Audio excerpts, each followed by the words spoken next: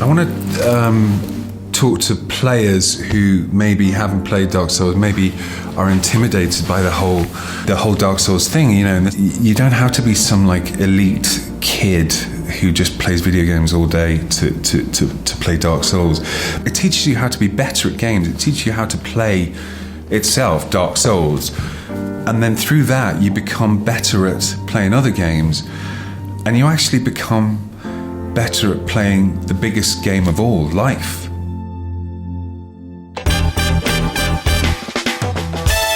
The first thing is a sort of general thing, which is just stick with it.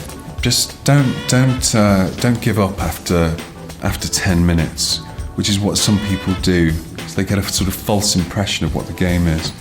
You can choose from like 7 different types of character. So you can choose a character that you think you'll be particularly good at playing, like if you like having a sword and a shield. That's a good one to start with, actually. That's your kind of standard Dark Souls kit, you know. When I first started playing, I didn't even realize that you could lock on to enemies. I only found that out like after about probably a month of playing, you know. So I didn't get that far in a month. But once I realized, I can lock on and sort of strafe round.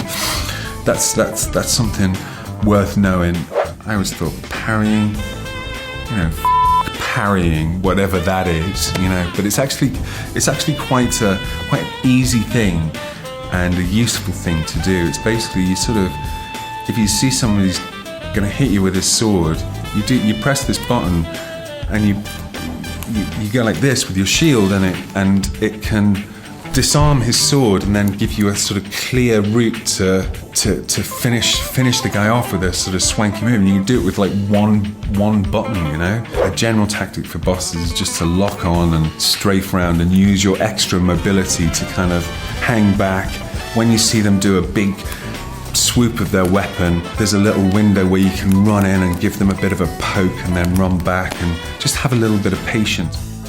So there you have it. There are my exhaustive and eloquent tips for Dark Souls 2. I hope to see you there.